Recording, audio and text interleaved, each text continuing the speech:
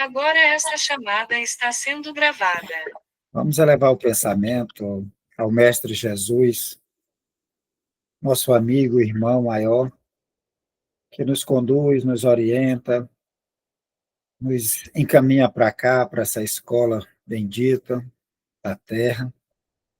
Pedimos a Ele a proteção, as bênçãos, seus efluidos benfazejos, a companhia de mentores espirituais, amigos mais esclarecidos, para que na noite de hoje o estudo flua de forma harmônica, que possamos abrir nossas caixas mentais para o entendimento e a compreensão das leis divinas. E assim, mestre amado, pedimos a tua bênção, a tua proteção para iniciar o estudo da noite de hoje. Que assim seja. Então vamos lá, gente. Sejam todos bem-vindos. Fernanda, Zelita, Fátima, Lúcia, Wellington, Ana, sejam todos bem-vindos.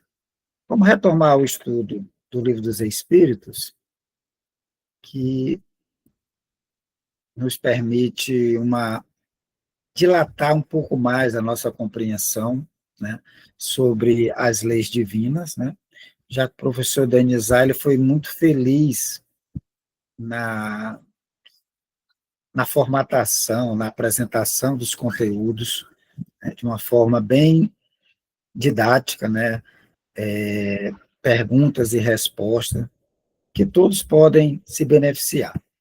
Então, vamos lá. Vamos retomar o estudo da lei de igualdade. Nós já estamos nessa lei, que é o capítulo 9, né, da parte terceira, e estamos no item 6, que fala da igualdade dos direitos do homem e da mulher. Eu sou o Alberto Lima, nós estamos nesse modo virtual, vai permitir alguém nos assistir em outro momento, espero que possa ajudar nos estudos, no entendimento deste livro, que é primordial nós espíritas, né, estudarmos com afinco cada vez mais, né, não só ler, mas ficar estudando para tentar extrair o máximo desses ensinamentos exarados pelos espíritos superiores. Bom, nesse capítulo 9, Kardec ele distribuiu, né, didaticamente em 7 tópicos. Nós estamos nos 6, igualdade do direito do homem e da mulher. Provavelmente a gente encerre hoje e fica o item 7, igualdade perante o túmulo, para o nosso próximo encontro. Bom, antes de começar a questão, né, só para a gente fazer uma revisão lá da Idade da Pedra, né, do Paleolítico. Então, nós percebemos, ou os antropólogos nos falam, que havia uma distribuição de tarefa mais bem caracterizada, né? Os homens, por terem mais força, né, por terem mais um corpo mais apropriado, eles trabalhavam as tarefas mais grosseiras, né, mais na caça, né, no deslocamento, né, e as mulheres com as tarefas menos grosseiras, não podemos dizer não grosseira, mas mais ligada ao lar, né, ao ambiente em que eles estavam, né. No Neolítico, né, quando o homem sai da caça e começa a buscar, né, a produção da agricultura, esse processo continua. Os homens nas tarefas mais grosseiras, né, de desbastar um campo, derrubar árvores, né, arrancar as raízes para preparar um solo para o arado. As mulheres sempre participaram das tarefas, né, mas pela sua compleição física, as tarefas um pouco menores, as mais grosseiras, sempre dada ao homem, né? A Idade Média, nós vamos ver também, né, pelas pinturas, gravuras, né, que a parte mais grossa, por essa compleição física, né, é dada ao homem fazer, né? Os arados, no trato com os animais, né? As mulheres estão ali junto, mas sempre houve essa, como que uma distribuição, né, dessas funções. E isso vai distribuir, vai chegar até os nossos tempos, né? O tempo de Kardec, né, em que o homem era dado essa tarefa mais grosseira, né, e as mulheres essa tarefa menos grosseira, né, mais ligada à família, né? Cuidar da criança, a fazer a comida, cuidar da casa, né? Então, isso chega à época de Kardec. Por que eu estou trazendo isso? É para a gente entender a próxima pergunta, né? Kardec perguntou se Deus fez realmente a mulher diferente do homem na sua forma, se deu mais força, o homem ter mais força. A espiritualidade diz que sim, né? Cada um é dado uma função específica. Mas aí chega na questão 820. A fraqueza física da mulher não a coloca naturalmente sob a dependência do homem? Por que eu fiz essa introdução? É porque se essa pergunta nos dias atuais, né, ela não teria razão de ser, né? Falar para um jovem, adolescente, né, que a mulher, por ser mais fraca, ficar na dependência de um homem, é algo que não faz sentido, né? Por quê? Porque as sociedades ficaram mais complexas, né? Ficaram tão complexas que aqueles trabalhos mais grosseiros foram substituídos a força animal, a tração animal, né, por maquinários, né, tratores, né, no campo, as tarefas mais brutas mesmo, foi criado máquinas, né, que substituíram, e hoje a mulher pilota um trator, trabalha no campo, uma colheitadeira, trabalha de motorista, né, de ônibus, de caminhão.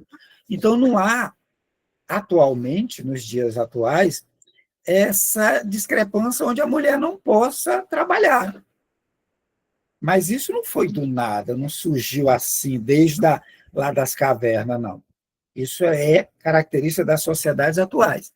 Então, temos que entender que Kardec, em 1857, quando ele vai preparar essa pergunta, era a sociedade da época que exigia isso, né? A mulher era praticamente vendida, né? Tinha que pagar um dote em algumas culturas para você casar com uma mulher, um dote para a família.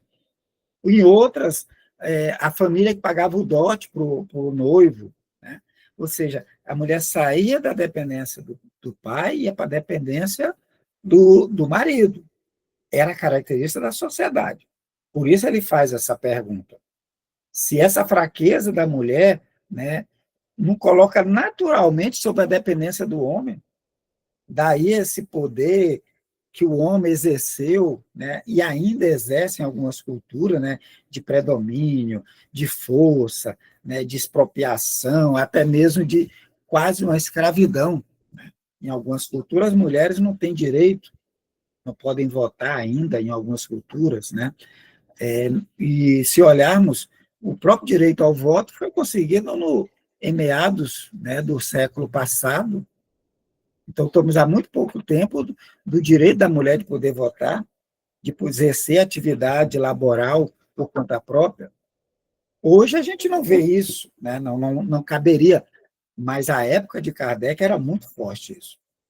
Tá? Então, aí ele questiona se essa fraqueza física da mulher é que teria colocado elas naturalmente sob a dependência do homem. Aí eu preciso do entendimento de vocês. O que vocês acham? Foi isso que colocou a mulher sob a dependência do homem, por essa fraqueza física? Vamos lá? Participem, me auxiliem. Eu acho que não. Eu acho que essa força do homem ela é dada porque ele tem que exercer certas funções diferenciadas em complemento também, né, da mulher. Então, essa força é dada para ele utilizar para realizar as tarefas que ele é capaz de realizar por conta da força, e também a questão de proteger a mulher, que seria o mais fraco fisicamente. E aí Mas a mulher tem as funções diferentes dela que complementam essas. mas hoje em dia não faria sentido, né? O que não faria sentido? Em dias Esse atuais, complemento? essa força, como é que é? Se o homem ainda é forte, é porque ele ainda tem que realizar diversas tarefas que, muitas vezes, ele vai necessitar dessa força. Mas Beru, não, mas não se utilizar dessa força para colocar um outro ser sob a sua dependência. então seria complementar, né? Beru, Isso. Oi, pessoal, boa noite. oi. Então, eu concordo parcialmente aí com o Wellington, porque a mulher tem suas limitações em função do estado natural dela, de mensalmente, enfim, ter algumas particularidades e ficar mais fragilizada, questão hormonal, enfim, envolve muitas coisas mais fisiológicas mesmo. E aí a mulher hoje ela quer se colocar, vamos dizer assim, em termos de igualdade. Eu acho isso justo, mas ainda assim não tira a fragilidade da mulher, porque ela continua assumindo um papel que, assim, naturalmente o homem não teria. É gerar, digamos, uma vida. Hoje você pode adotar, hoje você tem muitas outras formas, mas no passado isso não era possível. A medicina contribuiu muito para que houvesse essa independência da mulher, né, em ela poder ser mãe solo, coisas assim, mas no passado isso não existia, então tinha toda a fragilidade que deixava a mulher, vamos dizer assim, num termo bem pesado, submissa ao homem, até porque a mulher não tinha muitos direitos que o homem tinha, e a força física da mulher realmente, hoje, por mais que ela queira, eu até já vi alguns posts no Instagram mostrando, né, quais são digamos assim, os desafios diários da mulher em relação aos desafios diários do homem. São diferentes. Eu tiro isso por mim, eu falo, eu como mulher, hoje eu vejo que, por mais que eu tenha minha profissão, eu me coloquei no mercado tudo, mas eu sinto que eu ainda preciso dar uma atenção que, por exemplo, meu marido não teria a mesma, vamos dizer assim, a mesma delicadeza, a mesma sensibilidade. Ser mãe, por exemplo. Hoje, lógico que qualquer pessoa, né, pode exercer essa função, mas a gente não pode tirar que a mulher, ela se torna mais frágil no passado, hoje não tanto, mas em função de que haviam essas limitações. Assim, como eu disse, eu concordo com o Wellington em função a isso, que acaba que o homem nunca vai conseguir fazer alguns papéis que a mulher faz, e a mulher também não consegue por uma questão de força e fisiológica mesmo. Por exemplo, a mulher menstrua todo mês. Quando ela está nesse período, ela fica mais frágil. Ela tem cólicas, ela tem... Assim, estou falando minha opinião diante do que eu vejo a mulher hoje querer se equiparar na questão da fraqueza física mesmo. Não sei se era isso o ponto do estudo, mas eu estou dando minha opinião, assim, como mulher. Muito bem. Pai, Edina, vai falar, não, né? Oi, boa noite. Cheguei agora, que estava com visita, Alberto. Desculpa aí. Ah, tranquilo. Então, o Kardec fez essa pergunta, né? Será que a fraqueza física da mulher não coloca ela naturalmente sob a dependência do homem? Ou seja, não foi a natureza que fez isso, e por isso que o homem é prevalente, por isso que o homem transformou-se nesse dono da mulher, né? Ou seja, não foi lá na criação que já fizeram isso, empurrando para que o homem tomasse conta ou fosse o todo-poderoso, né? Basicamente é isso, tá? A pergunta de Kardec. Então, vamos ver a resposta do Espírito de Verdade? Ele vai dizer, olha, a força que a um sexo Deus concedeu é para que proteja o outro, tá? Ou seja, a mulher vai ter momentos, ou na sociedade atual, vai ter momentos que vai estar mais fragilizada. Se ela tem um companheiro, nesse momento o companheiro vai proteger, vai fazer, se não está podendo fazer atividade, ele vai fazer. Ou seja, se um tem mais força, tem mais saúde, né, é para proteger o outro, não para que o escravize. Né? A mulher é mais frágil fisicamente, tranquilo, isso é estrutural, tá? Mas essa força dada ao homem não foi para que ele escravize, foi para proteger. Veja que a colocação do Espírito de Verdade, ele vai para uma outra vertente, né? Olha, é verdade, o homem é mais forte, né? Mas isso não foi para escravizar, foi para proteção. Né? Lá atrás, né, as feras vão atacar, você vai ver os homens na frente, né? E você olha até nos balbuínos, né? você olhando como eles vivem gregariamente, quando tem um ataque, as mulheres e os filhotes ficam, as fêmeas amamentando, ficam no centro, né? E depois vem as fêmeas que não parem mais, ou que não são férteis, fica na segunda linha. Na terceira ficam os machos, né? Ou seja, nós trouxemos isso também lá atrás, na época das cavernas. Então, era questão de proteção, né? Os mais fortes proteger os mais fracos. Só que o homem inverteu isso, né? Ele, por ter esse poderio, né, de força maior, ele terminou por escravizar, né, aquele que era para ser a sua companheira de uma forma absoluta e que perdurou por muitos e muitos séculos. E que estamos, em tempos atuais, nesse processo de libertação, né, dando a cada vez mais esse equilíbrio, essa igualdade de direitos homem e mulher, né? E ele continua: Deus apropriou o organismo de cada ser às funções que ele cumpre desempenhar.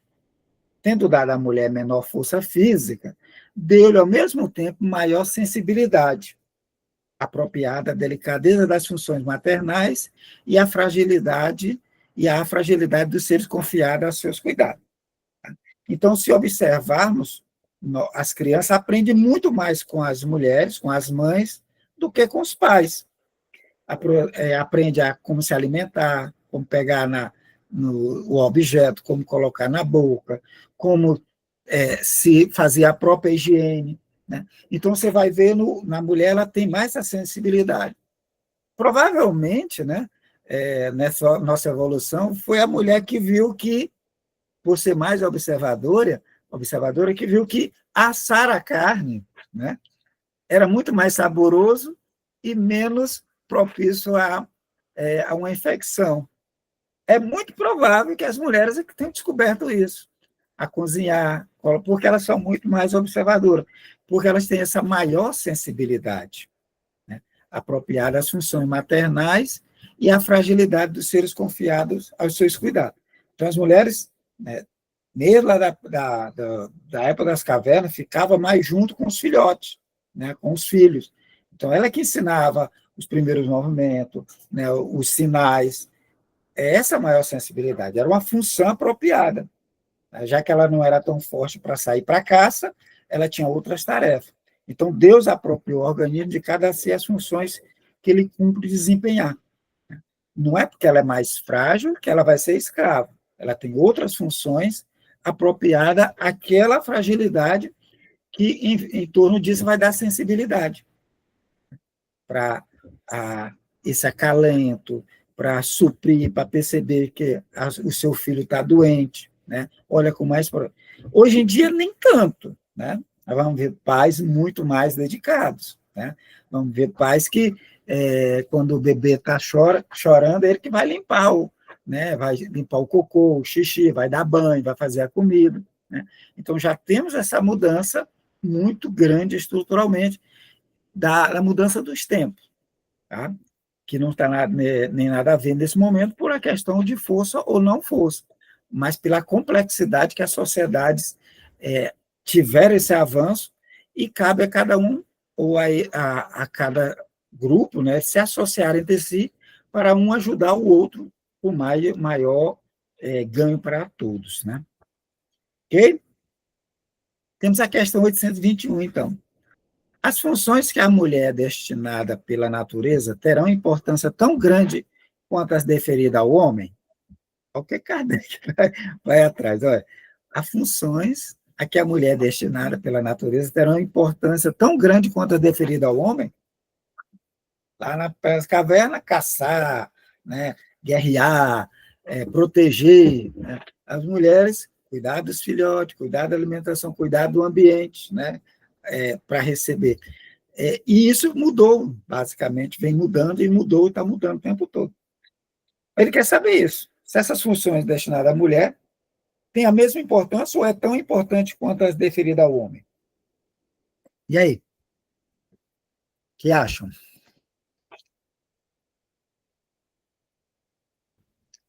As do homem é mais importante que as funções da mulher? Me ajudem.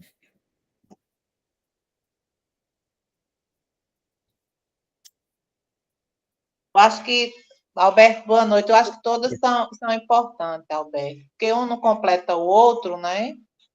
E a gente vê que hoje, assim, hoje o homem tem ajudado muito a mulher na questão da educação também dos filhos. A gente sabe que a mulher é importante, porque ela é quem, como se diz, tem toda a gestação, vai criando aqueles laços, né, através da gestação, é quem vai amamentar, alimentar. Então, a gente sabe que é uma função muito importante. A questão da educação também, né?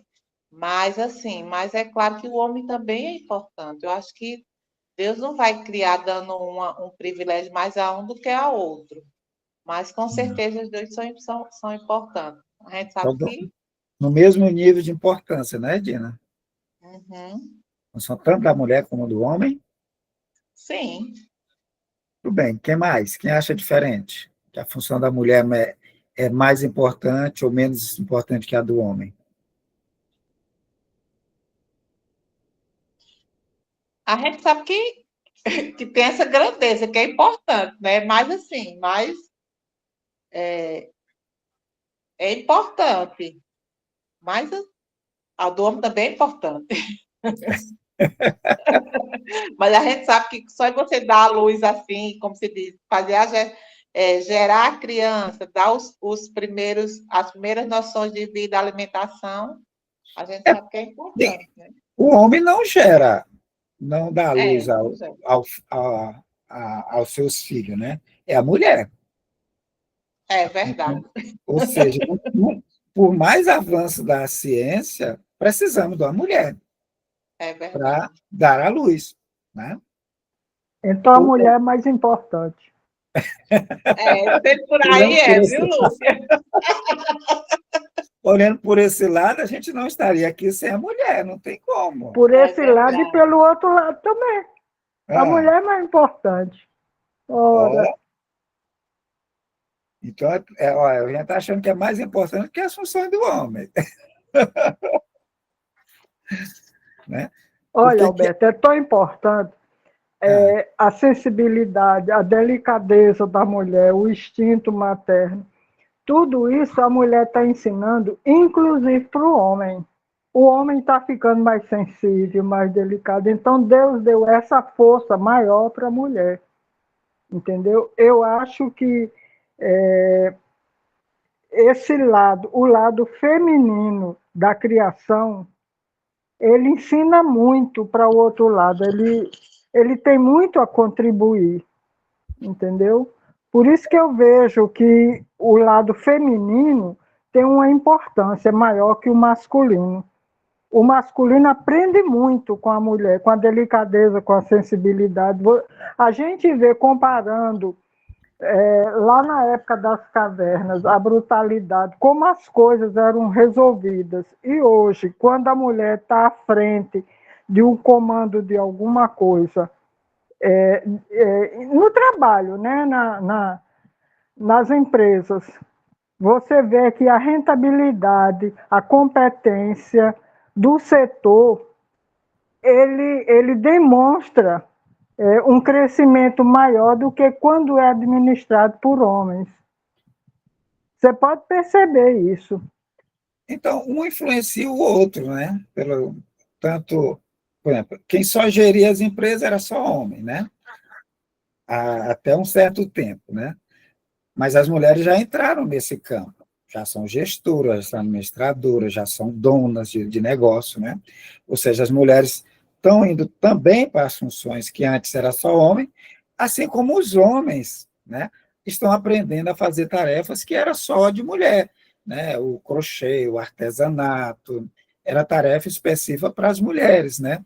Cuidar das crianças, né? Por exemplo, a mulher tem uma atividade está bem no mercado de trabalho e, às vezes, o homem perde, não está bem no mercado de trabalho. Trocam as funções, o homem cuida dos filhos, né, e a mulher vai trabalhar fora. Então, tá havendo essa interação, os momentos atuais permitem isso, né? Então, tô ficando mais para a igualdade, viu? Eu vou puxar a sardinha para o nosso lado. Não, senhor, admita que nós somos. Admita. Mas vamos ver a resposta do Espírito de Verdade. Lúcia, Oi, Paiana. licença. Lúcia, sabemos que hoje estamos num corpo feminino e que outrora, em outro momento, a gente veio no masculino. E o contrário. Você não acha que quem é homem hoje, quem está como homem hoje, não já foi mulher e não conseguiu trazer consigo para essa existência o seu lado feminino? Ó, Patrícia. Falou bonito, hein? Isso tem assim, né? É tanto que para a espiritualidade esse negócio masculino e feminino não tem divisão, né? É tudo igual, né? Quando ele criou e tudo. Agora eu digo assim, em relação a sentimentos, é como se fosse os dois lados de uma moeda, né? A moeda não só tem um lado. Para ter a criação, para haver a procriação, não podia ter só um lado da moeda. Teria que ter um lado mais delicado para ensinar, um lado mais sensível, um com uma força física maior para proteger aquele que é mais sensível, que é mais vulnerável, entendeu? Aí eu vejo assim, hoje eu tô como mulher, amanhã eu posso vir como homem, mas não quero não, quero vir como mulher mesmo. ó, o mentor de Sé vai ter que vir, tem que vir. Mas vamos lá, vamos ver a Eu faço acordo lá, para vir só como mulher. Vamos lá. Diz, olha, as funções que a mulher é destinada para o planeta terão importância tão grande quanto as deferidas ao homem? Sim, maior até. Então, Lúcia está tá com a vez agora. Então, as funções da mulher é muito maior, né? Pois é ela que lhes dá as primeiras noções da vida. Sendo que é através da mulher que nós nascemos, gente. Então, não teria para que o homem, né, os meio trogloditas, achar que ele é o Todo-Poderoso. Sem as mulheres, nós nem existiríamos, né? A gente não teria as primeiras noções. Se botasse os pais para cuidar das crianças lá nas cavernas, morria tudinho. Né? Os homens deixariam tudo lá por bicho comer. As mulheres, com sua sensibilidade maior, né, proteção, né, cuidando, vai ensinando a criança com muito mais habilidade do que os homens. Hoje, nem tanto. Né? Hoje, por esse processo, né, de interação, e possivelmente pelas diversas idas e vindas, né, mudando de corpos, né, o espírito ora homem, ora mulher, também trazemos essa sensibilidade. Os homens estão trazendo essa sensibilidade também, e as mulheres também captando ou adquirindo esse conhecimento que o corpo masculino oferece, né? Aí ele faz a questão 822. Sendo iguais perante a lei de Deus, devem os homens ser iguais também perante as leis humanas? Nós vimos lá, o Espírito de Verdade vai dizer que homem e mulheres são iguais, têm funções diferentes, têm estrutura diferente, mas perante Deus são iguais. Tá? Essa é uma colocação que o Espírito de Verdade nos dá, que nós somos iguais perante Deus. Tá? Agora ele quer saber se os homens devem ser iguais também perante as leis humanas ou não. Ou as leis humanas vão ficar diferentes dessa igualdade? Aí, nesse caso, são iguais, viu, Alberto? Nós temos funções diferentes, né? Justamente. Estrutura Funções biológica diferentes, diferente. mas perante Deus, Né? Mas Deus considera iguais, mesmo ele nos dando essa estrutura e funções diferentes. Tá? E as porque leis aí vai humanas? ser a expressão da justiça de Deus, né? Mas e as leis humanas? Vão seguir isso ou não? Aí Tudo cada igual. realidade Vê a diferente. Constituição, tudo igual. No nosso país, nós já temos esses avanços, né? Inegável, né? mas nas constituições anteriores do Império, né, a primeira Constituição, né, não teve essa igualdade, na terceira também não, né? Mas lá na quarta que a gente começou a ter essa igualdade, né? Então ou seja, as leis humanas estão buscando se aproximar dessa igualdade. Hoje, no nosso país, nós podemos dizer que há essa busca, né, de igualdade das leis, né, buscando essa igualdade entre homens e mulheres no quesito direito.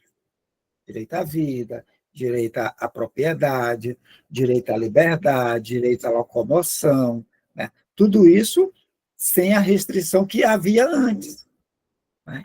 Em que outras leis humanas, tal qual algumas culturas, como a cultura árabe, ainda impõem, algumas culturas afro impõem ainda restrições, né? Ou seja, cria leis humanas, né? Diminuindo esses direitos das mulheres em relação aos homens, né? Então, há esse questionamento, né? Sendo iguais perante a lei de Deus, devem os homens ser iguais perante as leis humanas?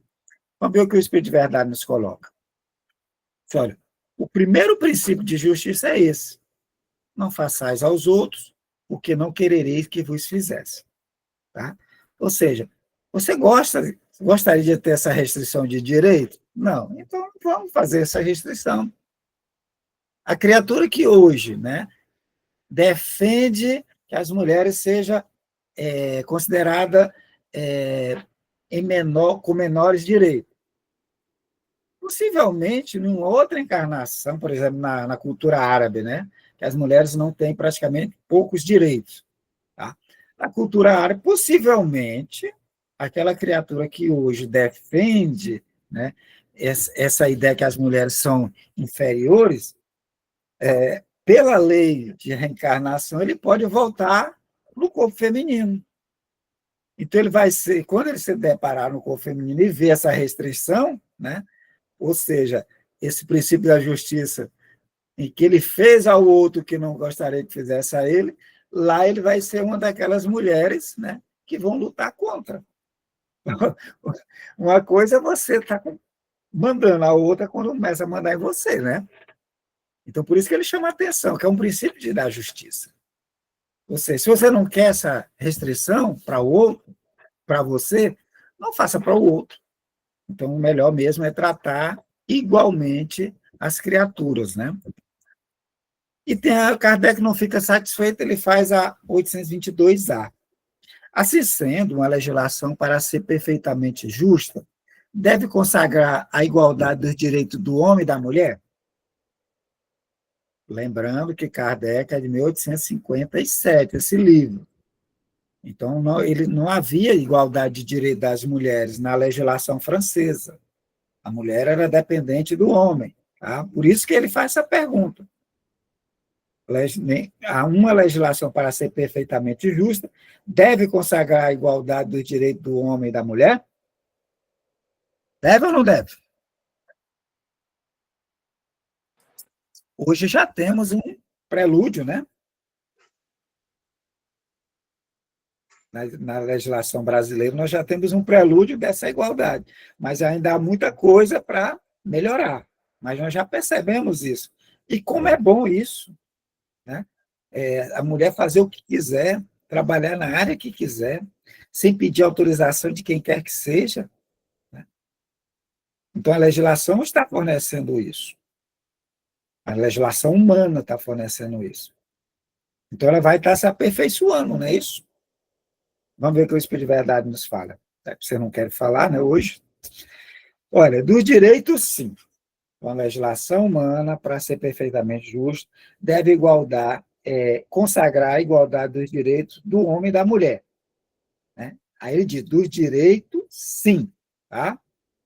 Verdade, direito à propriedade, direito à locomoção, direito a ter bens, direito a exercer o que quiser. Tá? Então, consagre isso aí, beleza. Agora, das funções, não. Por quê? Porque a mulher é diferente. A mulher tem uma biologia diferente. A mulher tem funções diferentes. Precisa que cada um esteja no lugar que ele compete. Tá? Ocupe-se do exterior o homem e do interior a mulher, cada um de acordo com a sua aptidão.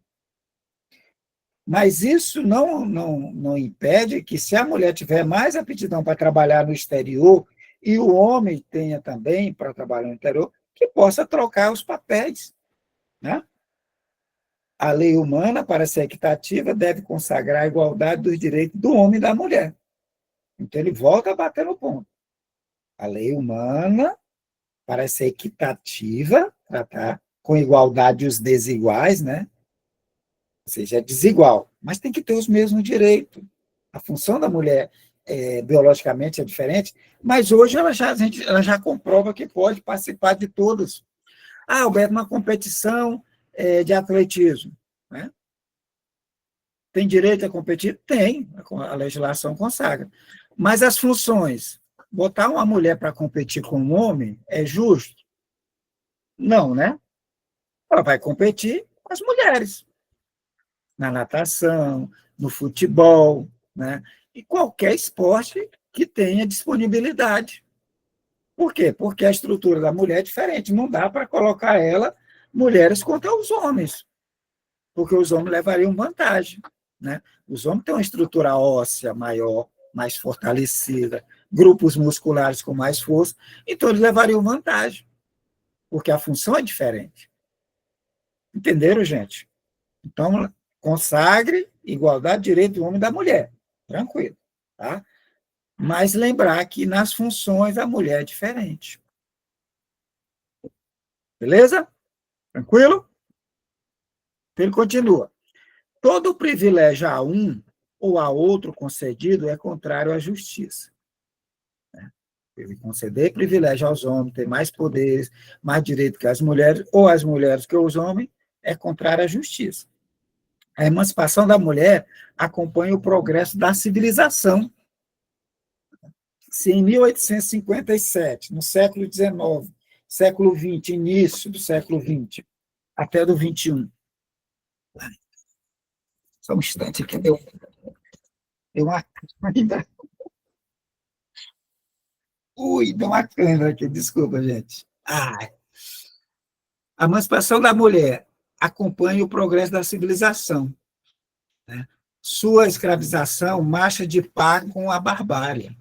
Então, se você tem a mulher ainda escravizada ou com menos direito, isso demonstra que estamos muito mais perto da barbárie. O sexo, além disso, só existe na organização física. Aí ele chama atenção para isso. Visto que os espíritos podem encarnar num e noutro. Sob esse aspecto, nenhuma diferença há entre eles. Deve, por conseguinte, gozar dos mesmos direitos. Ou seja, nós, ora estamos no corpo masculino, ora estamos no corpo feminino. Tá? Aquele brucutu que acha que a mulher tem que ter menos direito, né, fatalmente ele vai reencarnar no corpo feminino. Ele não sabe qual é a dor de um parto? A gente vai descobrir. Né? Nós vamos descobrir a dor do parto. Porque nós seremos obrigados a buscar esse tipo de aprendizado. O aprendizado oferecido, né, pelo corpo da mulher, já que o espírito não tem sexo. Nós habitamos um corpo feminino ou um corpo masculino. O espírito mesmo não tem sexo. É isso que ele chama a atenção. Só existe na organização física, aqui, nos corpos que estamos usando. Beleza? Bom, assim a gente encerra este capítulo. Eu ainda estou com câimbra, hein? Alberto, eu também passo por isso, é que a gente está ficando velho. Rapaz, que coisa deliciosa. Só que não, né? Bens a Deus. Ainda está aqui um nó na perna, na coxa. Bens a Deus. E aí, gente, o que achar da igualdade dos direitos do homem e da mulher? Faz sentido? Eu acho que o Kardec, ele é bem... Ele cutuca bastante com relação a esse tema, para forçar também as respostas ficarem bem claras. Talvez porque naquela época, lá na França, já começavam a surgir alguns movimentos com relação à igualdade de direitos de mulher, assim, mais pungente, né, dentro da sociedade, com relação a manifestações e tal. Então, ele a todo momento, nessas questões, ele provoca que a equipe do Espírito de Verdade fale com clareza a respeito dessas questões de desigualdade entre os sexos, de não haver superioridade entre um e outro, e sim de funções diferentes, né? Ele deixa muito claro essa questão de que são funções diferentes e com relação a uma complementar a outra, né? Para não ter essa questão de um sexo achar que é superior ao outro, de qualquer forma. E as perguntas que ele faz, muitos interpretam como sendo machista, mas não é, gente. É uma cultura que existia à época, né? O espiritismo, Kardec era machista. Não. Se olharmos as colocações deles, é justamente para esclarecer esses pontos, né? De igualdade, sim, né? Em nenhum momento ele faz porque era a época, o costume que existia. Então, é uma forma de combater esses costumes. Por isso que eles fazem essas perguntas. Então, tem esse time para fazer essa leitura das perguntas que Kardec faz, né? E muitos não têm esse time e colocam como fazer esse tipo de pergunta, estudar isso em épocas outras, como a nossa, e estudar esse tipo de questionamento, mulheres mais fracas, mais fortes, né, funções, né? Mas era o que tinha na época e precisava ser desvendado. Então, eu percebo que as respostas vão sempre nessa igualdade, destacando que as mulheres são diferentes, mas a igualdade de direito deve ser buscada. Tranquilo? Alguém quer colocar mais alguma coisa? Não entendeu, não compreendeu assim? E aí? Podemos encerrar? Verusca, está satisfeita? Estou sim. Eu acho que é no sentido de igualdade mesmo. E nunca um se sobrepor ao outro, né? Eu acho que essa é a nossa maior missão, é a gente respeitar os limites do outro e entender que cada um tem sua missão aqui, né? Se eu vim no corpo de uma mulher, eu tenho minha missão como mãe, como mulher, e com a sociedade, contribuir de alguma forma. E a questão de querer ter, digamos assim, os mesmos direitos que os homens, eu acho isso muito bacana, é importante. Eu acho que, inclusive, faz parte da evolução, não sei. Mas, assim, para os tempos atuais, né, comparado ao tempo do estudo lá de Allan Kardec, eu acho que, assim, a gente evoluiu bastante, mas nunca confundir os papéis. Eu acho que isso é o que é importante, manter a igualdade. Gente, está só há 165 anos só desse livro.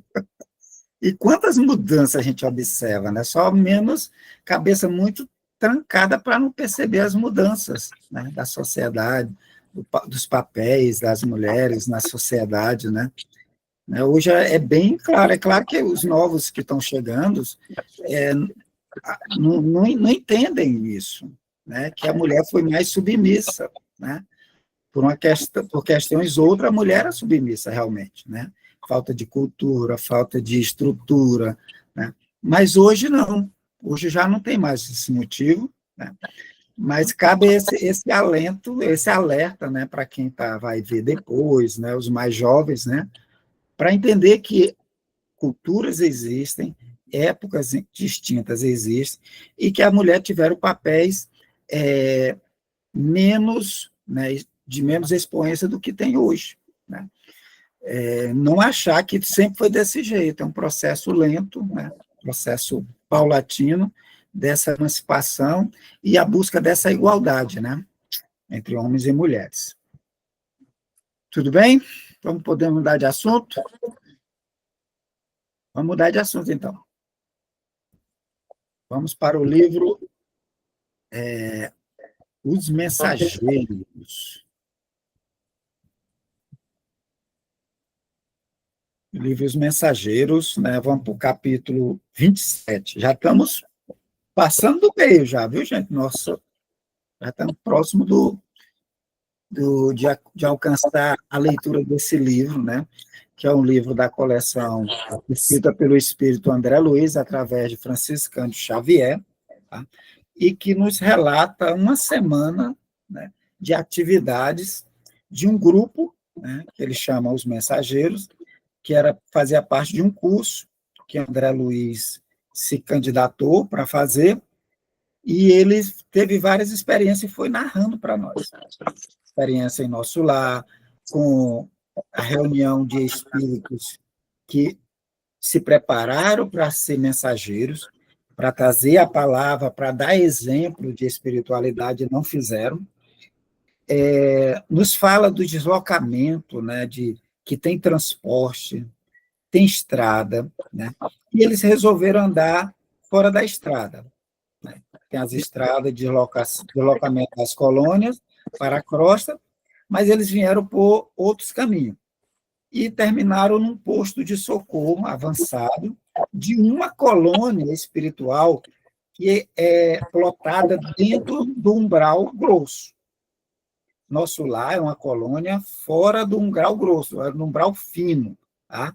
Ou seja, os ares lá é diferente. Essas colônias dentro do umbral, os ares são mais pesados. Então, além dessa colônia, tem pontos de socorro, demonstrando que a divindade ela nunca nos deixa só.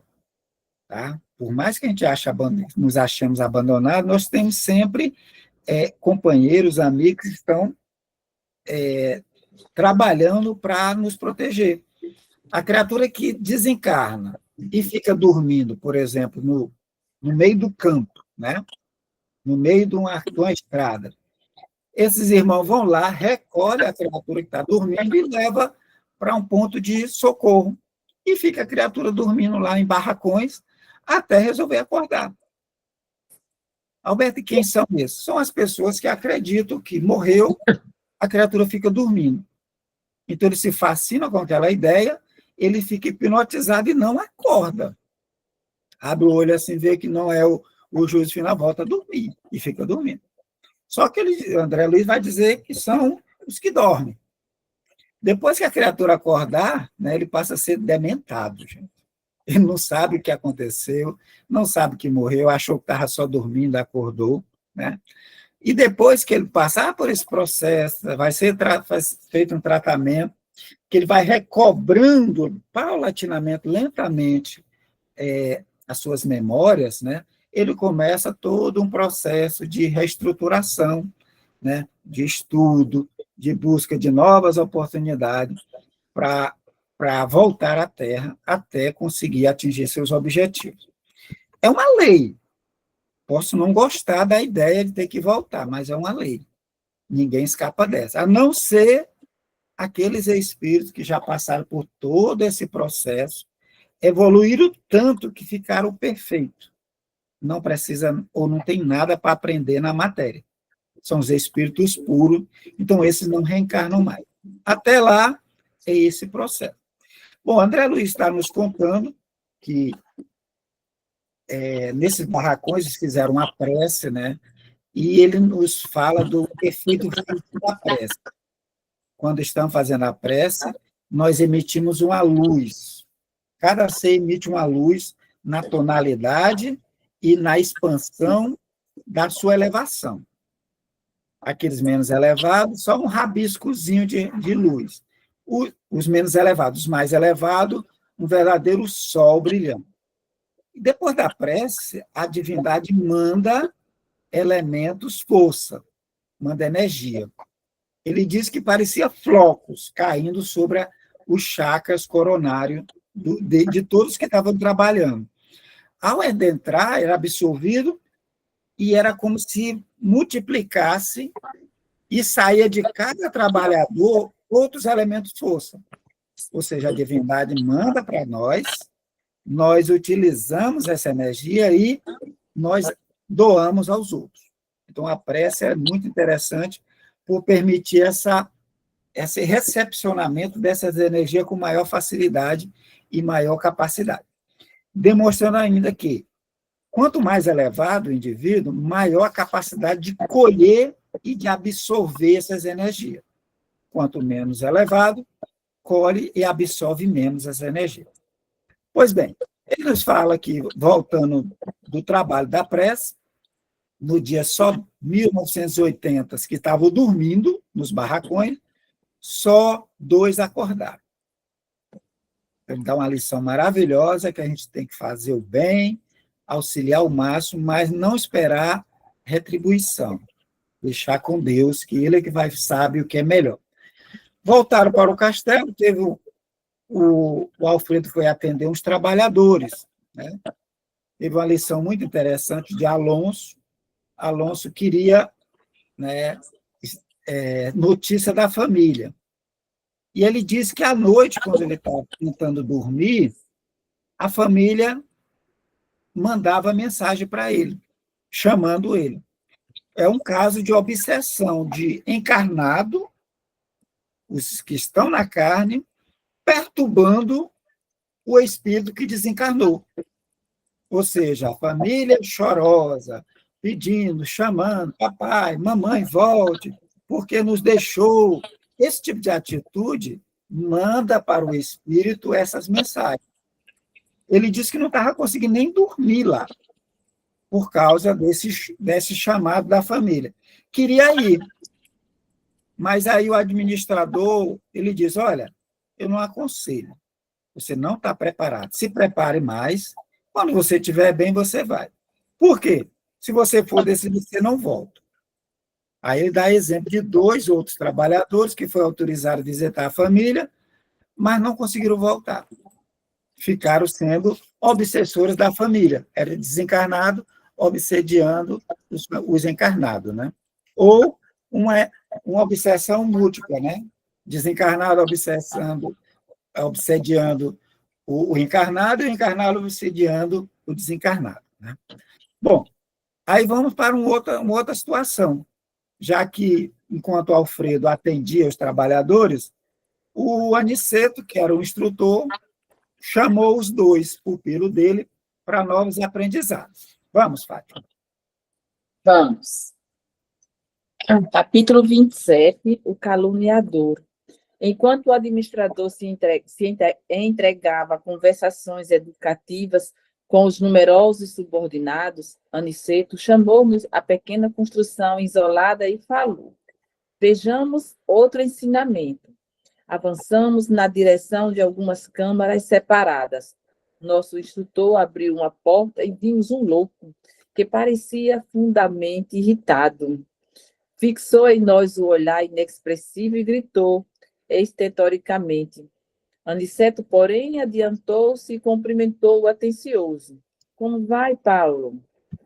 As palavras, ao que senti, emitiram certo fluxo magnético e o enfermo revelou profunda modificação.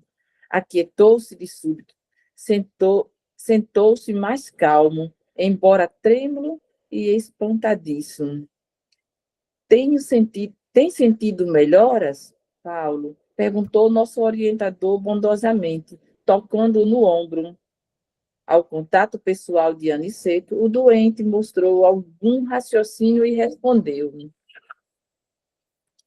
vou melhorando, graças à vista da expressão reticenciosa, o instrutor falou em tom firme, como se desejasse auxiliar-lhe a vontade esfraquecida. Termine.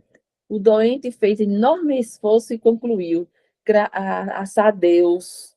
Anotando. Só um instante. Então, Aniceto chama os 2 pupilos, né?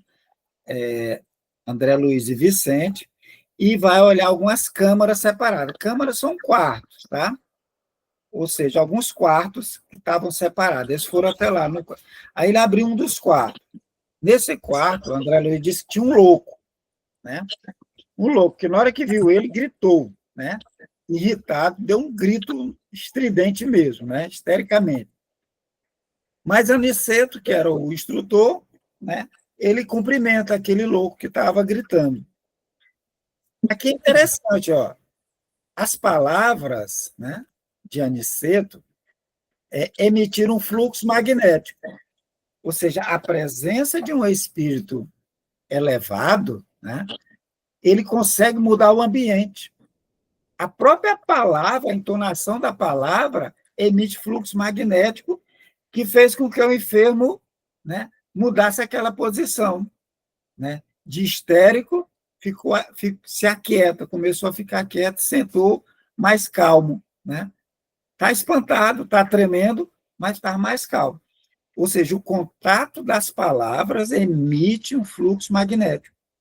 A pessoa, às vezes, chega num ambiente, né, chega gritando, nervoso demais, a palavra tem o poder de acalmar. Né? A pessoa chega desesperada, você começa a conversar calmamente, a pessoa muda o semblante, muda a situação, porque as palavras emitem fluxo magnético. Todos nós podemos isso. Imagine de um espírito mais elevado, né? Então, esse louco era conhecido de Aniceto, né? Porque Aniceto se dirige a ele pelo nome, né? Tem sentido melhor, Paulo? Né? Ou seja, não era uma pessoa, não era alguém desconhecido, era alguém conhecido do instrutor, do Aniceto. Então, ao contato pessoal, o doente mostrou algum raciocínio. Percebam realmente a força de um espírito elevado. Ele equilibra o ambiente, ele dá ele permite que aqueles que estão perturbados tenham algum raciocínio. Aí ele vai dizer, estou melhorando, graças... Só que ele não conseguiu chegar ao final da frase. Estou melhorando graças ao instrutor, né, o Aniceto, termine, para ajudar ele, que ele estava sem força, sem vontade. Né? Aí ele diz, graças a Deus. A dificuldade de expressar a palavra Deus, né? Graças a Deus. Graças a Deus. Você quase não sai a palavra, né? Vai, Fátima. Notando-lhe o sofrimento e a indecisão, lembrei-me dos enfermos das câmaras, aos quais prestava Narcisa ampla colaboração afetuosa. Percebendo minhas íntimas considerações, disse o mentor esclarecido. Veem a diferença entre os que dormem, os que estão loucos e os que sofrem? Em nosso lar não temos dos primeiros, e os que se encontram desequilibrados no serviço da regeneração sentem, na maioria, angústias cruéis. É necessário reconheçamos que os que gemem e sofrem qualquer parte estão melhorando. Toda lágrima sincera é bendito sintoma de renovação. Os escarnecedores, os ironistas e os perturbados que não resistam à dor são mais dignos de piedade por permaneceres embotados em estranha rigidez de entendimento. Só um instante. Então, isso aqui é muito esclarecido. Primeiro que André Luiz faz menção ao livro Nosso Lar, né? Narcisa é um personagem que ele narra do livro Nosso Lar, que trabalha nas câmaras de retificação. Tá? Então, ele lembra do trabalho que ele tinha lá. Tá? E é como se o instrutor tivesse percebido a menção, a remissão desse pensamento de André Luiz. Aí diz, percebendo minhas íntimas considerações, aí ele aproveita para ensinar. Diz, olha, você está vendo a diferença? Ele nos dá 3 tipos de situação, né, que são encontrados no mundo espiritual dos que sofrem. Né? São os que dormem, ele está em sofrimento. Por quê? Estão dormindo, mas o sono não é tranquilo, é de desespero, muitas vezes. Né? Os loucos, tá? Ou seja, os que acordam, dementados, né? Loucos, né? Não sabem o que está acontecendo, o que está acontecendo, e os que sofrem. Ele nos dá 3 tipos de indivíduos, né? De uma forma geral, uma classificação. Né? Quando a gente chega do outro lado. Ou a gente chega dormindo, né? Ou a gente chega louco, enlouquecido, ou chega em sofrimento. Aí ele informa que em nosso lar não tem os que dormem. Ou seja, não vai nenhum indivíduo para nosso lar dormindo. Os que vão para lá eles estão ou loucos ou estão em sofrimento, mas não estão dormindo. Aí ele fala, não temos os primeiros, tá? Aí ele coloca, os que se encontram desequilibrados, no serviço da regeneração, sentem na sua maioria angústias cruéis. Era o que André Luiz estava lembrando de Narcisa, né? Aqueles indivíduos que chegavam lá, que eram recolhidos pelos samaritanos, chegavam em angústias cruéis, sofrendo, né? Lembrando do que fez, do que passou, né? Angústias cruéis, né? É os que a maioria que estão chegando lá, eles chegam desequilibrados, em sofrimento, né? Aí, mas ele faz um alerta interessante, ó. É necessário que reconheçamos que os que gemem, sofrem, em qualquer parte estão melhorando. É meio masoquismo, né? Como assim? A criatura está sofrendo, está chorando. E isso para um espírito superior é melhora? Ó, é melhora por quê? Porque antes ele estava dormindo, gente. Não, ou não? Né? Estava dormindo, jogado no meio do mato, nas estradas, no meio dos vales, dormindo. Não acorda. É uma situação pior? É, né? Os que gemem e sofrem em qualquer situação estão melhorando, porque ele já acordou, né? Já saiu daquela situação de loucura, já lembra o que fez, ele já lembra o que fez, então ele está melhorando. Por isso que ele diz que em toda parte, em qualquer parte, os que gemem e sofrem estão melhorando. Toda lágrima sincera é bendito sintoma de renovação. A criatura está com remorso, a criatura se arrepende do que fez. Quando ele lembra, ele chora. Então, lágrima sincera é sintoma de renovação. Ele quer se melhorar, ele quer mudar aquilo. Por quê? Porque tem elementos, né, que ele lista aqui, escarnecedores, ironistas e os perturbados não registram a dor. Eles não sabem que fizeram errado. Eles não sabem. Eles acham que estão certos. Não? Escarnecedor, ironista, perturbado, ele acha que fez certo. Eles não estão em sofrimento ainda. Eles não estão com remorso. Tá? Então, esses são dignos de pena, porque não começou o processo. Os que estão chorando, gemendo, começou o processo de renovação. Esses aqui que estão malhando dos outros, que estão fazendo ironia da dor do outro, que estão perturbados, não começou o processo. Então, eles são dignos de piedade. Coitados. Ainda vai entrar no processo. Quando eles começarem a sentir o que fizeram, começar a ver que eles foram pequenos, mas, por enquanto, eles são dignos de piedade, por permanecerem embotados em estranha rigidez de entendimento. Eles não compreendem. Eles fizeram errado e continuam achando que está certo. Eles enganaram e continuam achando que o besta é o que foi enganado. Porque eles estão embotados. Eles mantêm essa rigidez de entendimento. Não começou o processo de renovação dessas criaturas. Então, eles são dignos de pena quem está nesse estágio ainda, porque vai ter um longo processo para se melhorar. Vamos, Paulo, ou Fátima.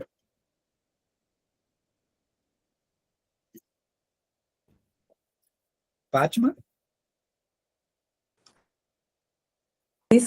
Desculpa aí. E designando o enfermo sob nossos olhos, afirmou: Paulo é um doente a caminho de melhora positiva. Ainda não possui a consciência exata da situação, mas já chora, já padece com as recordações do passado triste. Só um instante. Então, aqui ele reafirma o posicionamento, né, que ele diz, os que choram, né, uma lágrima sincera, né, é bendito sintoma de renovação. Paulo já chorava. Ele estava louco, estava perturbado, mas ele já chorava. De vez em quando, ele lembrava do que ele tinha feito de errado. Tá? Então, é um doente a caminho de melhora positiva. Ele ainda estava louco. Ele não tinha consciência completa, mas já chorava. Né? já percebia que ele tinha feito coisas erradas no passado. E era um louco, né? É tido como louco. Vai, Fátima. Recebi o esclarecimento com atenção. Lembrei que, de fato, os doentes conduzidos pelos samaritanos a nosso lar, em serviço diário, eram grandes sofredores. Os que não acusavam padecimentos atrozes revelavam o estranho pavor das sombras. A única entidade que ali observara, com absoluta inconsciência da própria miséria, fora a de pobre vampiro que não encontrara guarida nas câmaras de retificação. É um instante. Então, ele relembra, está lá escrito no livro Nosso Lar. Os samaritanos chegam com uma caravana de espírito em macas, recolhido no umbral, né, que estão em condições de ser atendidos. Estão acordados, estão em sofrimento, né, muitos estão loucos, mas estão em sofrimento e são levados para lá. Tá? Aí ele diz, olha, esse pessoal que chegava em grande sofrimento, né? Não acusavam padecimentos atrozes, os que não acusavam padecimentos atrozes revelavam estranho pavor das sombras, perturbados, loucos mesmo. Mas ele diz, olha, a única entidade que ele viu lá em sofrimento, né, pavor e tudo, foi o episódio do vampiro. Vocês lembram da médica, né, que chegou nas portas de nosso lar pedindo guarida, estava atrás do céu, e lá o guarda não deixou, chamou Narcisa, porque ela apresentava pontos escuros no perispírito. Narcisa não conseguiu identificar, chamou o guarda, o chefe dos guardas. O chefe do guarda mandou ela olhar com foco. Então, ela vai perceber que nesses pontos escuros, acho que era 50 e poucos pontos, era 48, 49 pontos, eram marcas de abortos que ela tinha executado como médica. E quando questionado por que ela tinha feito aquilo, ela disse que tinha feito certo. Ela não tinha matado ninguém. Ela tinha feito o trabalho dela, tinha auxiliado as pessoas que estavam querendo, era o que ela tinha feito. Ou seja, ela não tinha consciência do que ela tinha feito de errado. Então, ela não encontrou guarida, não foi aceita ali, mesmo ela em sofrimento, um farrapo de gente, não foi aceita porque ela não tinha consciência, ela não queria se melhorar. As lágrimas dela eram de, entre aspas, de crocodilo. Ela queria só usufruir das benesses daquela colônia. Ela não queria melhora, porque ela achava que tinha feito o que era certo. Então, ela não recebeu guarida ali, né? Por absoluta inconsciência da própria miséria. Ela não se considerava errada. Tá? Vamos, Fátima. Nosso instrutor, sem qualquer preocupação de transformar o doente em cobaia, recomendou afetuoso: concentrem no Paulo a capacidade de visão. Estimulado pela experiência anterior, fixei nele todo o meu potencial de observação. Aos poucos, caracterizou-se a meus olhos a sua tela mental, parecendo formada em compacta sombra noturna. Com surpresa, divisei formas diversas que se movimentavam. Vários vultos e mulher ali surgiam, despertando-me enorme admiração. Entre eles, reparei o de Ismália como que doente, enfraquecida, ansiosa.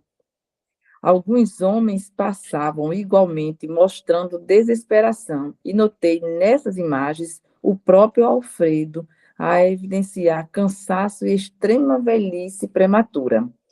Vozes misteriosas se faziam ouvir. Sobre Paulo choviam maldições e blasfêmias. As mulheres pareciam acusá-lo clamorosamente. Os homens davam a ideia de perseguidores ferozes, ocultos no mundo interior daquele enfermo estranho. Observando, porém, que os vultos de Ismália e Alfredo se movimentavam naquele painel escuro, não pude sofrear a curiosidade e interrompi o minucioso exame, voltando a conversar com o nosso orientador, perguntando. Só um instante, Fátima. Olha lá. Então, o que o instrutor fala? Ó, está aqui o caso, né? Esse louco, vocês se concentrem nele, né? Coloca a visão de vocês, ou seja, eles tinham a capacidade de visão de adentrar na mente de quem quer que seja e olhar o que é que aquela criatura estava pensando ou o que acontecia ali com a mente dele. É o que ele chama de tela mental. O que é isso? Muitos chamam de corpo mental. É tudo que o indivíduo fez. Tá? O espírito é uma luz, é um clarão, e ele projeta em torno do perispírito e fica gravado no próprio perispírito todos os episódios da vida. Tudo. Tudo que a gente fez fica gravado. Aí ele chama de tela mental. Os espíritos têm a capacidade de aprofundar a visão e olhar o que está acontecendo, o que ele está pensando recorrentemente.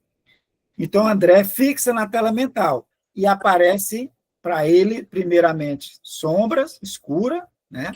Depois ele vai vendo que tem movimento nessas sombras. Vê vulto de mulher, né, surgindo.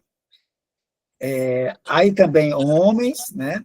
E ele começa a identificar que esse Paulo, né, que está enlouquecido, tem na tela mental Ismália como uma doente, né? Vê vários homens, ou seja, o pensamento dele constante, ele vê isso. E vê o próprio Alfredo, né? Ele vê vários homens, várias mulheres, Ismália e Alfredo. E sobre a criatura que ele estava observando, essas imagens amaldiçoavam ele, né? As mulheres acusavam, os homens queriam matá-lo, né? Então, era o que aquele louco estava pensando frequentemente, era a tela mental dele. E todos nós temos isso, gente. Todas as criaturas têm a tela mental. Então, os espíritos podem olhar o que estamos fazendo como se estivesse olhando numa TV de 29 polegadas, 40 polegadas. Então, eles olham, tudo que você estiver pensando, eles também têm a capacidade de verificar. Então, é por isso que você, às vezes, está lá nos seus pensamentos e começa, o espírito está, às vezes, não é nem ligado a gente, passa, vê o que a gente está pensando, e então eles gostam do que a gente está pensando. Olha, o que fulano gosta, eu também gosto disso. Deixa eu ficar aqui auxiliando. Então, se você começa a pensar em dinheiro, o espírito que gosta de dinheiro começa a te dar ideia de como conseguir dinheiro, né? Os meios, lícito e ilícito. Se você gosta de bebida, o espírito fica ali sugerindo bebidas, né? Se você gosta de poder, a mesma coisa. Se você gosta de sexo, a mesma coisa. Ou seja, o espírito consegue nos influenciar utilizando aquilo que é o meu plano principal.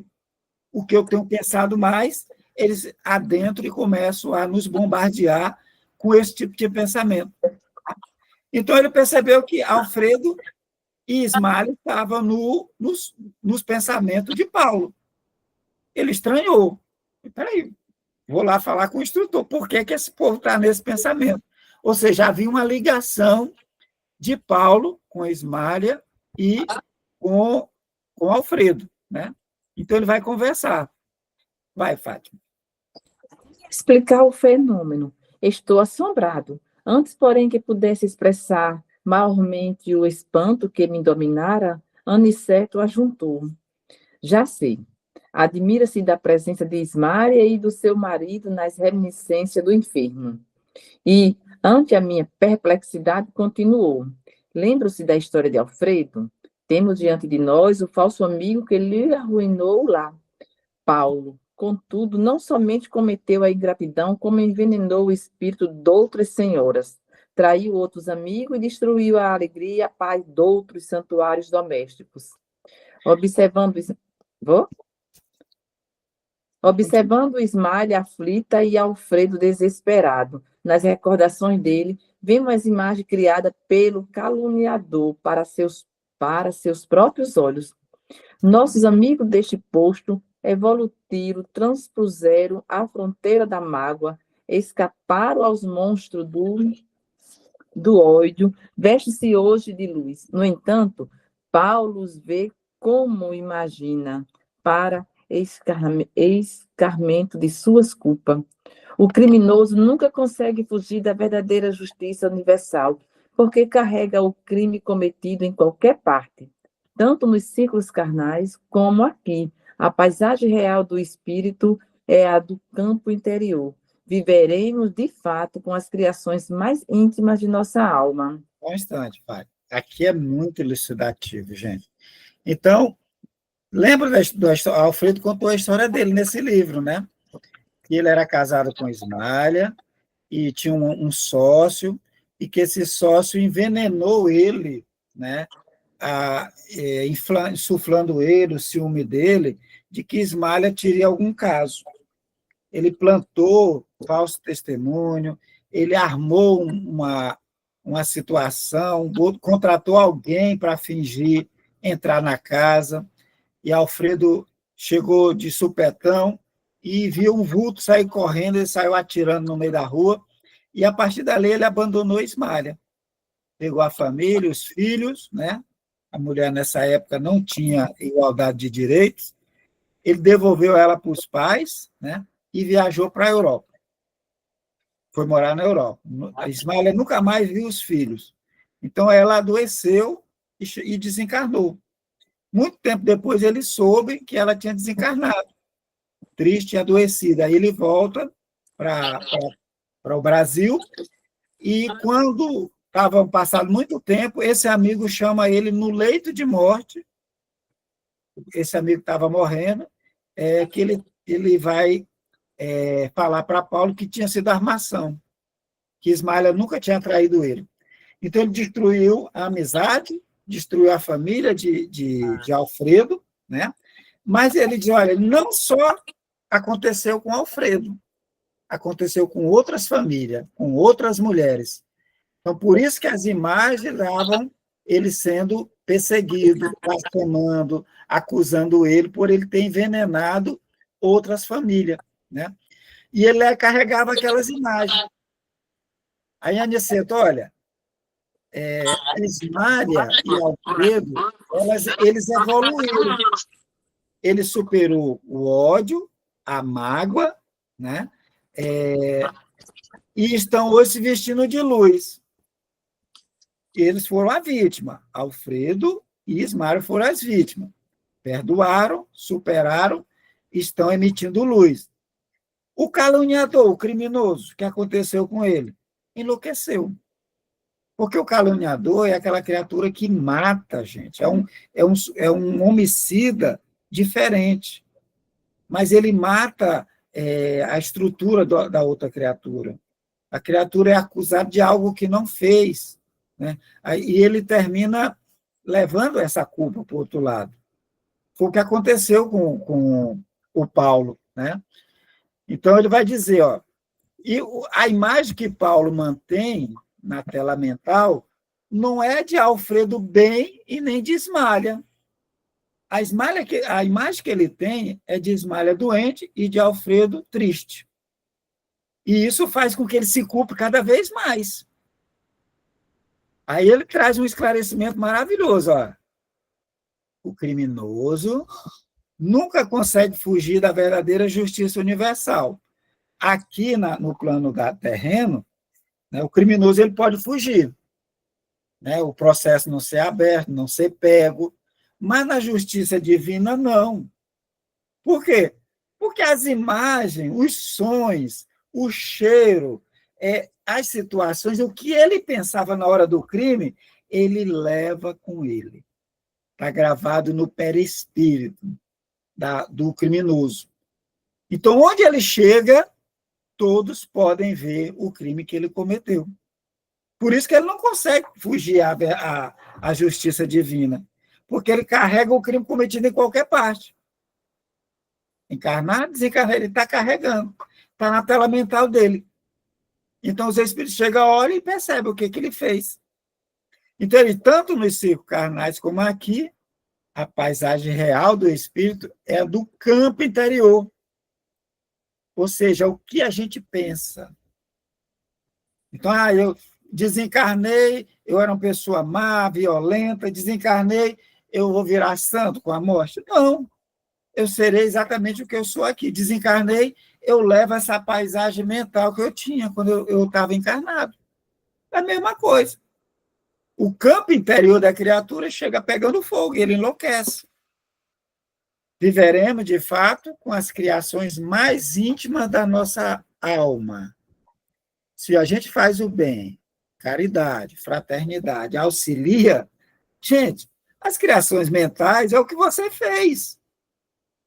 Agora, se você pega o seu tempo, a sua vontade e pratica o mal, né? Se você engana, você rouba, você trai, você machuca, você leva isso para o outro lado. Leva para o outro lado. E a gente vai viver com isso, com essas criações mentais. Só que do outro lado é muito mais amplo. É uma força tremenda. E o espírito enlouquece. Vamos, Fátima. Reparando minha dificuldade para compreender de pronto, Aniceto prosseguiu depois de pequeno intervalo. Para melhor elucidação, recordemos a crucificação do Mestre Divino. Sabendo que Jesus penetrou na glória sublime logo após a suprema dor do Calvário. Entretanto, estamos ainda a vê-lo frequentemente pendurado na cruz, martirizado pelos nossos erros, flagelado pelos nossos açoites, porque a visão interior a isso nos compele. A condenação do Mestre foi um crime coletivo, e esse crime estará conosco até o dia em que nos vestimos na divina luz da redenção. Só um instante. Aí ele traz uma analogia para que a gente compreenda. Tá? Ele diz, olha, Cristo foi crucificado por quem? Pelos homens, não é? Por nós. Crucificado, açoitado, martirizado, flagelado, tudo. Tá? Nós criamos essa visão do Cristo e ela permanece. Ainda hoje, quando a gente fala do Cristo, a gente lembra da crucificação, né? Dos cravos, a gente lembra dos açoites, é narrado, tratado em filmes, em desenho, você vai nas igrejas, tem a cruz, o Cristo crucificado, você vai nos lares, está lá o Cristo crucificado, ou seja, é a nossa visão interior daquilo que a gente fez. Né? A gente carrega isso, mesmo sabendo que o Cristo está vivo, gente. Né? O Cristo está vivo. Então, quando a gente começa a se livrar desses símbolos da cruz, né, do crucificado, do sangue, é muito bom para a gente começa a se libertar. O Espiritismo nos ajuda nisso. Gente, o Cristo é o governador, ele está vivo. Não precisamos da imagem do Cristo crucificado nas nossas casas, de cruz, não precisamos disso. Mas, frequentemente, ele está pendurado, né? Porque a visão interior a isso nos compete. Então, aqueles que estão mais arraigados continuam gostando de ver o Cristo crucificado. Vai, Fátima. Uhum. O esclarecimento não poderia ser mais lúcido. Sentia-me diante de nobre revelação. O dever possui as bênçãos da confiança, mas a dívida tem o fantasma da cobrança. Tornou o generoso mentor com grave acento. Readquirindo a serenidade, interroguei. Mas Paulo veio ter casualmente a este posto? Não, respondeu Aniceto atencioso. Foi trazido pelo próprio Alfredo, que se sentiu necessitado de disciplinar o coração. Nosso amigo, que hoje dirige essa casa de amor, desprendeu-se do mundo sob intensa vibração de ódio e desesperação. Sofreu muitíssimo nos primeiros tempos, embora nunca fosse abandonado pela dedicação da abnegada companheira. Alfredo, todavia, não pôde ver Ismália, enquanto não se desvencilhou das baixas manifestações do rancor. Socorrido em campo da paz, compreendeu as próprias necessidades. Tão logo adquiriu algum mérito, intercedeu pelo amigo infiel, buscou em recanto abismal e tão nobremente se dedicou ao aperfeiçoamento de si mesmo que conquistou a posição de administrador de um posto de socorro. Trouxe o tutelado em sua companhia e trata como o irmão, atualmente. Não julguem que o marido de Ismália conseguiu essa vitória espiritual tão somente pelo fato de desejá-la. Ele desejou, procurou, alimentou e agora permanece na realização. Há muitos anos conversa com Paulo diariamente. Nos primeiros tempos, aproximava-se do enfermo como necessitado de reconciliação, depois como pessoa caridosa. Mais tarde adquiriu o entendimento, comparando situações. Em seguida, sentiu piedade. Logo após, experimentou simpatia e presentemente conquistou a verdadeira fraternidade, o amor sublime de irmão pelo ex-inimigo. Continue. Sim. Fazendo pequena pausa, voltou a dizer espirituosamente, como vê o ensinamento de Jesus quanto ao bater e abrir-se voais. É muito extenso. No plano da carne, insistimos à porta das coisas exteriores, procurando facilidades e vantagens. Mas aqui temos de bater a porta de nós mesmos para encontrar a virtude e a verdadeira iluminação. Vicente, que até então se conservara calado, indagou: Paulo, todavia, permanecerá aqui indefinidamente? Nosso instrutor fez um gesto significativo e concluiu: voltará breve à terra. Ismália tem feito a seu favor inúmeras intercessões e não deseja que ele, ao retomar a razão plena, se sinta humilhado com o benefício das próprias vítimas. Uma das irmãs, por ele caluniada no mundo, já voltou ao círculo carnal, e a abnegada esposa de Alfredo pediu-lhe que recebesse Paulo como filho, tão logo seja oportuno. Lindo, né, gente?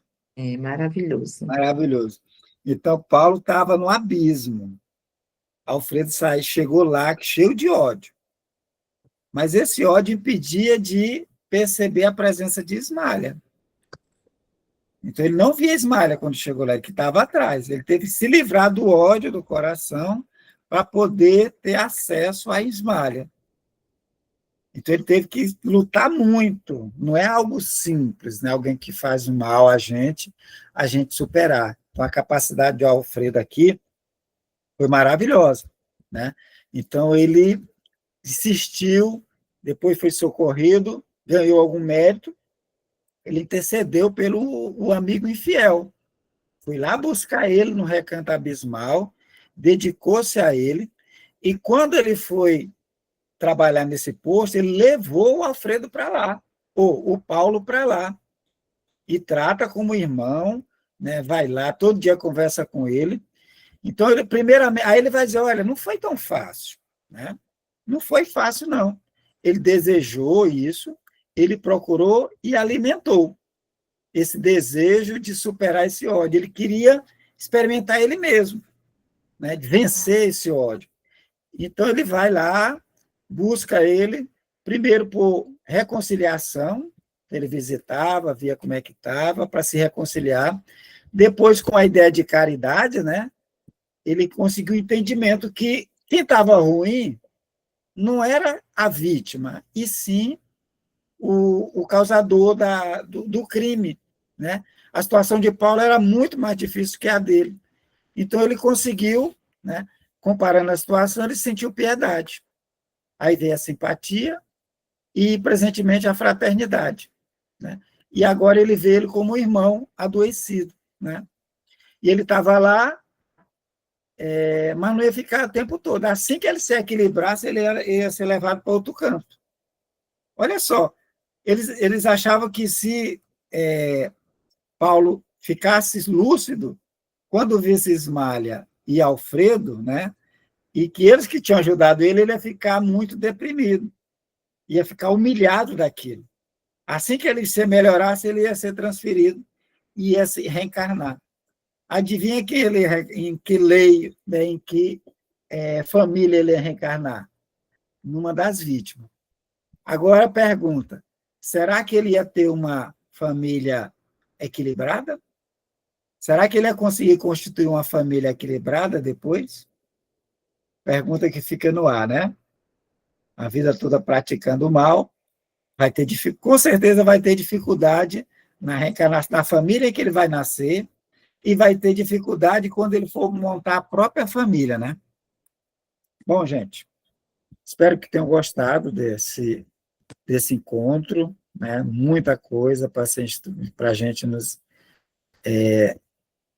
para a gente ver, muita informação, mas é uma delícia, né? Espero que tenham gostado, que Jesus abençoe a todos, que tenhamos uma ótima semana, né, em seus lares, com saúde, né, com paz, harmonia, e pensemos nas lições que aqui se passam, não como uma ficção, mas como verdades para que a gente possa embasar nosso posicionamento diante da vida. Meu muito obrigado, que Jesus abençoe, e até o próximo encontro. Valeu, gente!